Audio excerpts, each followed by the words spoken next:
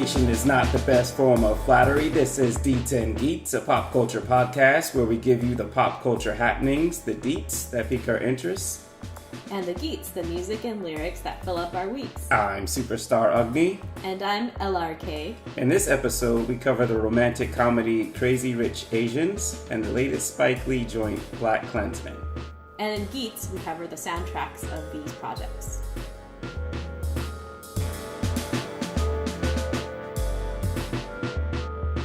So we'll start out with Crazy Rich Asians. Do you want to give a synopsis? What it's about? Sure. Okay. So the protagonist of Crazy Rich Asians is Rachel Chu. She's a Chinese-American economics professor at NYU. She was raised by a single mother. She's dating a guy who is, as it turns out, secretly crazy rich. In the beginning of the movie, he invites her to come back home to him with Singapore. And only on the way there does she begin to understand the kind of wealth that he comes from.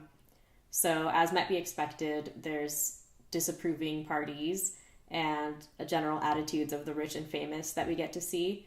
Honor is a very important theme that runs throughout the movie, and it means different things to different people. And we see how Rachel kind of grows to relate to this concept. And this is all done in a very lighthearted, comedic way.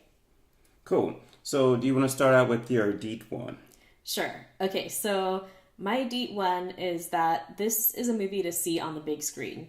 Of course, representation is one reason. We want to encourage Hollywood to greenlight more projects where there's people of color, including potentially all Asian casts. But beyond the principle of that, it just is a really nice movie to see on the big screen. The visuals, the splendor, the style, everything is like larger than life. And then they showcase Singapore really nicely. You see the fabulousness of the scenes and the islands that they visit and the bachelor and bachelorette parties.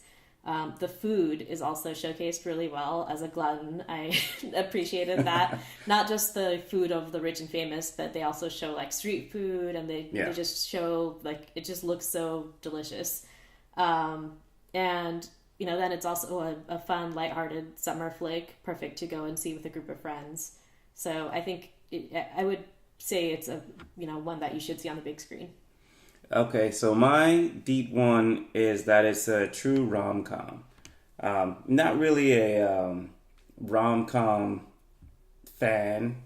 And lately I found that comedies aren't really funny. Like anything that's labeled as a comedy, maybe I'll smile or laugh under my breath. But this one I felt delivers on both accounts. The comedy aspect for me, for sure. And not having read any of the books, I don't know how true the movie counterparts are to the books, or, how the chemistry compares. But this is one of those romantic comedies that I found truly charming and genuinely funny. All of it. And I would throw in a Korean snail face mask. Sweetie, your skin is so dry, it's hurting my face. Thank you. Yo, it's about time someone stood up to Auntie Eleanor. Well, you, not me. Oh, God. She can't know I was ever here. Oh, okay. All right. I'm not sure if it's working or if she looks like a clown's tampon. On a heavy day. Incoming. Okay. Oh, Oh. I'm blinded by the light. This is why disco died. You kind of look like a slutty Ebola virus. It's like a bag of Skittles. Taste the rainbow. I think we just altered... I just think if we could maybe just tell her this is coming from you, because she probably doesn't want to hear it from a guy. Okay. So my Deet 2 is kind of long-winded, but it has to do with representation. So the first part of this is that we see a lot of familiar faces in this movie. There's a lot of Asian and Asian American characters that are in all sorts of projects, like Fresh Off the Boat, Hangover, Superstore. So it's cool that, they could probably bring in fans from all these different types of projects that would recognize these actors and want to see the movie. Another aspect of that, though, is that not all the characters are ethnically Chinese, including the leading man, who is apparently Hapa or Eurasian. I guess his Asian heritage is like from an indigenous Malaysian background. Yeah. And then he's half white. But apparently, because I was just reading a little bit of buzz about this on different internet forums and such. So some people have been like upset about that, but then someone on Reddit said that in the book, apparently the character is part white, which is interesting and kind of doesn't make sense with some of the dialogues in the movie where it was all about like we're holding on to our Chinese culture and whatever. Right. So it kind of makes me curious to read the books, but anyway, so I guess, casting is kind of tricky, and there's a lot of different factors and parameters and stuff that go into who they cast. But yeah, I guess it's interesting that not everyone is ethnically Chinese. And then another aspect of representation is, I guess, what some social justice warriors or SJWs have dragged this movie for, which is for representing only certain types of Asians. Yeah. So the title is Crazy Rich Asians, so I don't think you would expect that like non-crazy rich right. Asians. So it is about a specific type of crazy rich Asian, like Asians in Singapore. Then again, the main character, Constance Wu's character, is supposed to be a Chinese American with an immigrant background. She's not supposed to be rich. Her mother is like a single mother.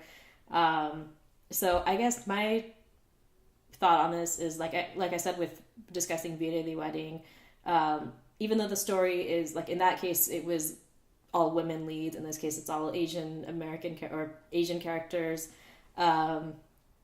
So like I don't have a problem if it doesn't end up representing like the whole community. Like it's like Vida the Wedding is not going to speak to all women. This movie's not going to speak to all Asian people. Right. But my only bar is just don't punch down. So don't perpetuate someone's oppression who is marginalized.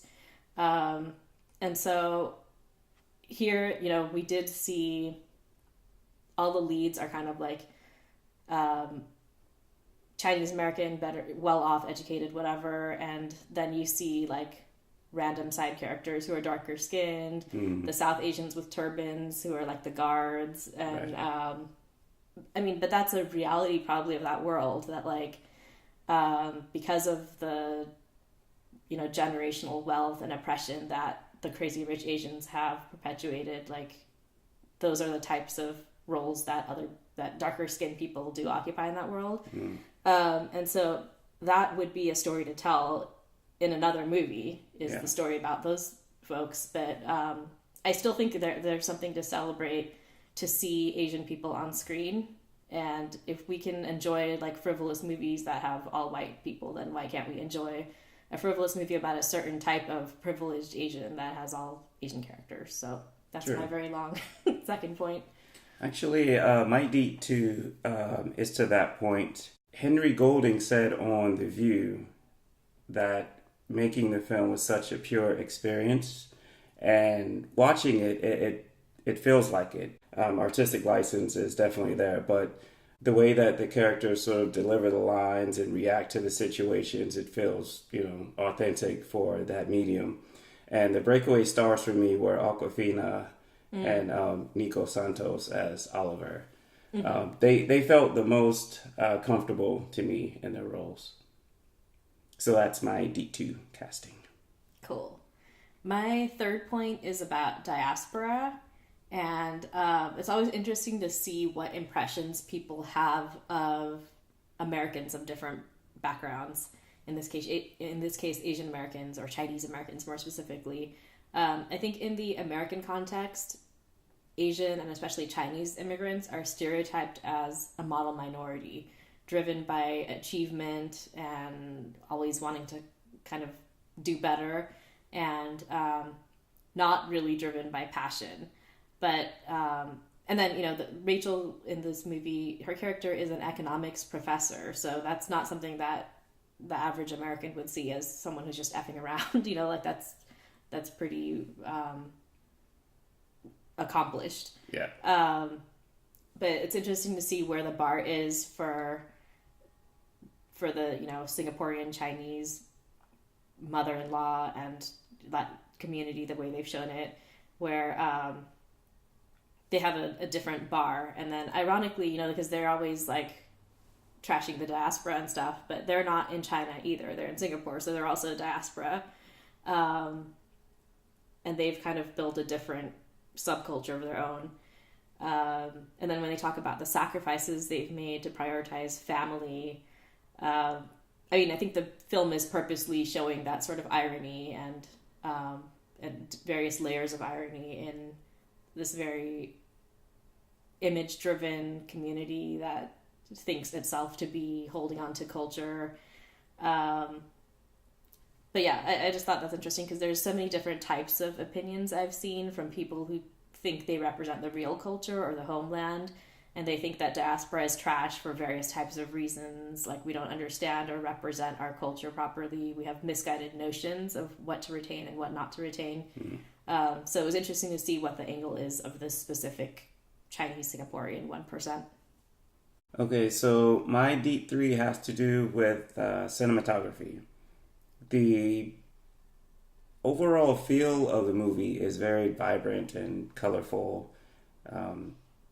From the houses to the locales to the outfits that everyone wore and just the food, you know, very colorful and vibrant.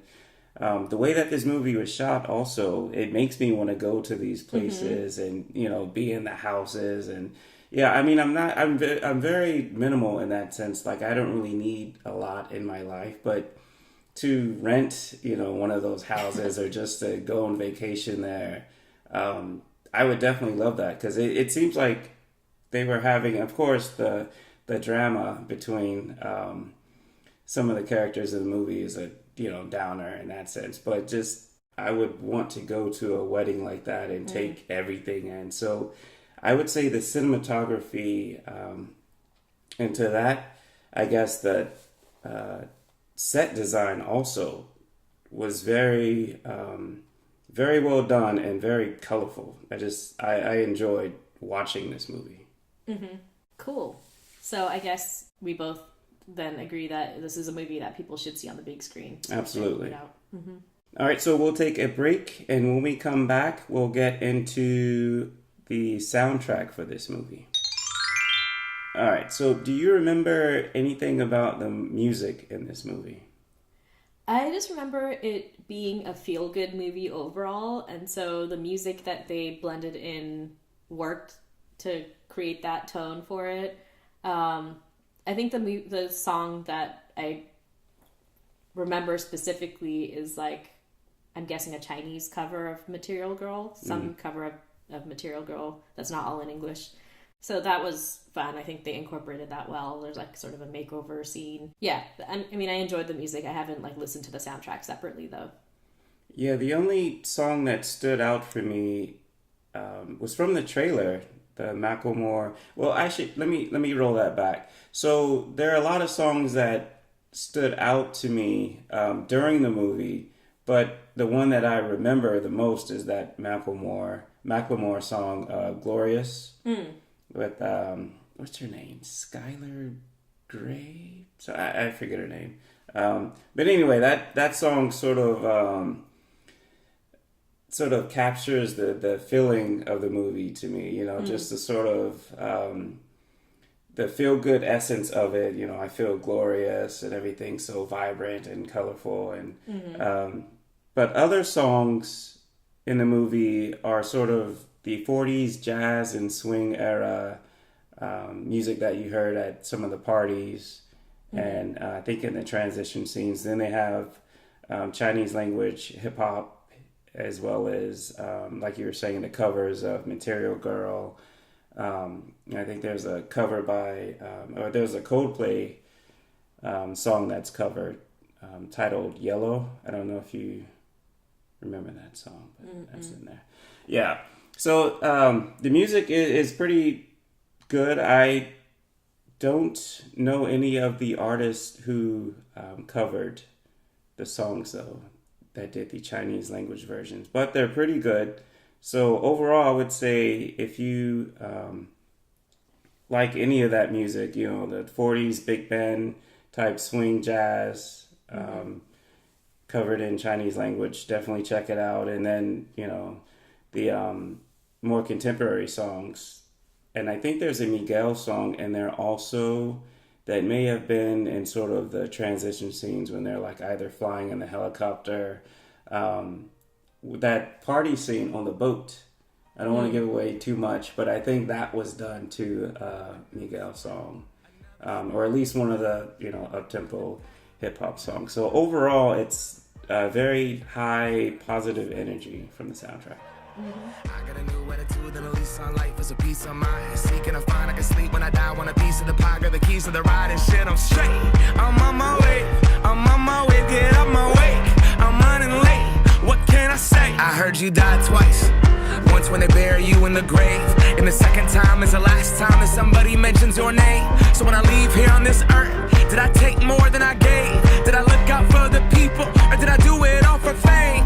Legend is Exodus, searching for euphoria, trudging through the mud to find the present, no ignoring us. Got 20,000 deep up in the street like we some warriors. My mama told me never bow your head. I feel glorious, glorious. Got a chance to start again. I was born for this, born for this. It's who I am. How could I forget? I made it through the darkest part of the night, and now I see the sunrise. Now I feel glorious, glorious. I feel glorious, glorious. I'm feeling glorious. The crib looking victorious. You know that we've been going since we hopped up. So now we'll move into BlackKklansman, the latest entry in Spike Lee's film repertoire, another Spike Lee joint. Do you have anything you want to kick off about BlackKklansman before we get into our deep 3 for this? I guess just a quick overview. So it's based on true events where Richard Stallworth, who was the first black cop in Colorado Springs, right? Was it Richard or Ron? Oh, sorry, Ron. Richard Stallworth. Yeah, Ron Stallworth. He's the first black cop in Colorado Springs, and he actually infiltrated the KKK. Like, he had conversations with David Duke, who had some leadership role with the KKK at the time, and then infiltrated and actually got a membership card. So it's based on those true events. Let's start with the deep one. All right, so I didn't do a lot of note taking for this. I'm still sort of working out how I feel about the movie overall, and trying to boil everything down. But what I came away with for my deep one was the humor. So it's a heavy movie, but kind of like Blind Spotting and Sorry to Bother You, heavy topics, but the humor peppered in there, I think brings sort of yes, levity, but also another perspective and understanding and sort of absorbing the essence of the movie, and then the lessons, I guess, that it's trying to, or at least the takeaways from it. Mm-hmm. So I think the humor is very key, and this one also made me laugh out loud in a few scenes. Mm-hmm. So yeah, definitely I would say it's a heavy movie, but a funny movie. Yeah. My first deep is that there's a couple of things that I would have thought of as like plot holes or just really weird choices that didn't really make sense, but then those very things are actually true. So that's pretty striking. So one is, why would a man of African descent be assigned or take on a project where he would potentially need to physically go and infiltrate this white supremacist group, right? And so, but that really happened. And he really had these phone conversations and was taken to be a white man. And then a white man, did the physical showing up part. And then two, using his real name also seems like a strange thing for someone to do who's working intelligence. Right. But that was also true. So, so I guess that's my first thing that, you know, stood out is that the most bizarre parts of the movie were true. Yeah, actually, that's my deep number 2, that it's based off of a true story. So like you said, you know, using his real name, having these actual conversations, and I guess adding on to that, the fact that, you know, he has an actual membership card, I think is kind of trippy. I don't think he'd be accepted at any meetings today if he tried to go and show his card. But some of the things, I guess, that were not true, or at least used artistic license, was the fact that his colleague wasn't Flip Zimmerman, and that he wasn't actually found to be Jewish, or there was no indication that he was Jewish. So the entire subplot of him being Jewish and taking the detector test to see if he was Jewish, that's probably embellished. Ron's love interest in the movie, I don't think existed. Although he did go to that rally, the Stokely Carmichael rally. So yeah, the fact that it was based off of a true story, and I believe a good portion of the movie is accurate, you know, with some artistic license, is pretty impressive. And I think makes the movie a little bit more enjoyable. Yeah. My deep 2 is that it's almost all men in the movie. I think it's interesting, though, that you said that the love interest part is, like, basically all artistic license. Yeah. If you did, like, you know how people do those YouTube reels of a movie where they show, like, you know, if you condense a certain movie down to, like, the people of color, only the people of color in the movie and their speaking parts, or only the women and their speaking parts. Like, I guess if you were to do that with women in this movie, it would be, you know, the love interest who's, like, a lighter-skinned, thin black woman who's principled and revolutionary in her politics. So it's, like, her being, like, all power to all the people. And then the, you know, heavy-set, crazy white supremacist lady who's, like, just trying to get into her husband's KKK group and trying to do whatever she can to further that cause. And who's basically the future Trump voter. So it's, I think those were the only 2 women with, like, speaking roles that I can remember. So it kind of seems like the women are kind of just plot devices in a sense, which, I mean, like I said with Crazy Rich Asians too, I mean, the movie is about about certain types of people and their plot. And so this is about Ron Stallworth and infiltrating the KKK, and so there's not necessarily time to devote to develop other characters or to you know, take it to be too mindful about representation of women. But yeah, I mean, it's just interesting that, like, there's only those 2 women in the movie. True. My deep 3 is actually haven't come up with the deep 3 yet until now. Artistic essence of the movie. So I actually don't remember. I'm drawing a blank from Spike Lee's past movies. I guess the only one I'm thinking of now is Malcolm X.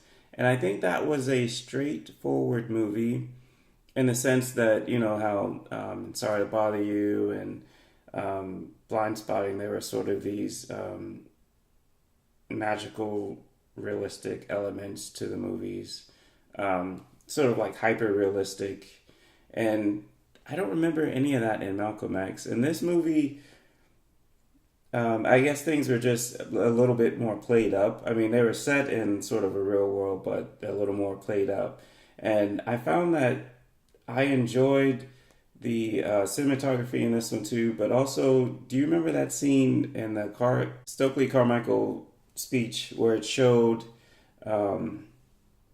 the faces of the people of African descent, how it's kind of like those old high school pictures where it has like your face and some light and then the rest is darkness, so it's just like your illuminated face.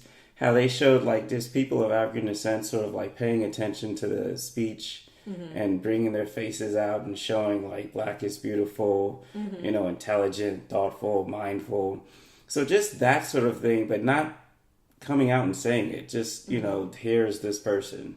And just different types of faces and expressions. And I don't know, just very humanizing in that sense. Because I think from the oppressor's point of view, or from some of the white nationalists, they were, you know, all types of ugly names and attributing, you know, these vices to people of African descent, or, you know, just any person who's not white.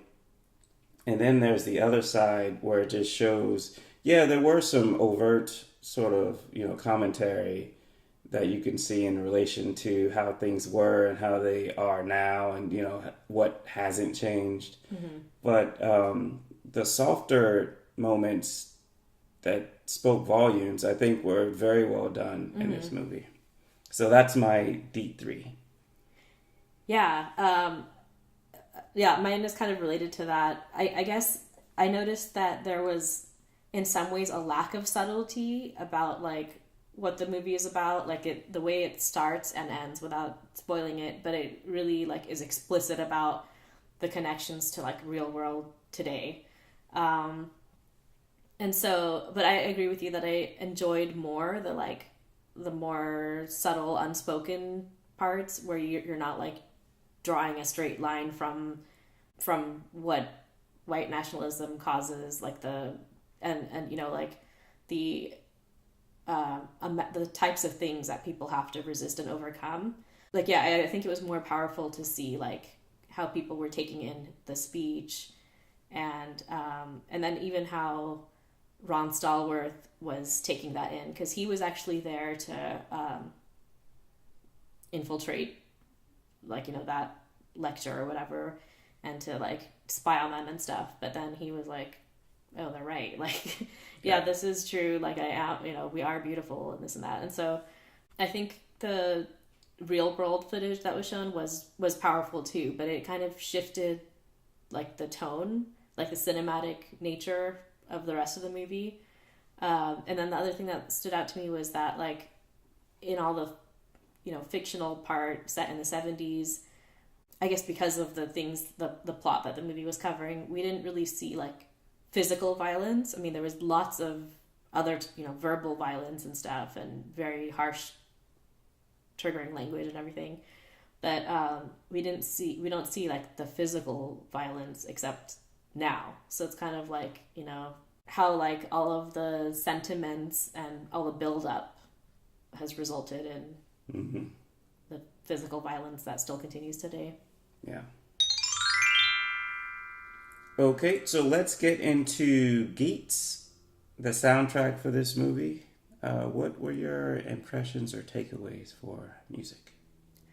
I enjoyed the music, and especially, like, there were some heavier scenes and dialogues in the movie, but they kept this, like, I don't know, upbeat kind of disco sort of music in the background of some of those scenes. And so I thought that was an interesting choice, because it did bring a different kind of perspective to those scenes.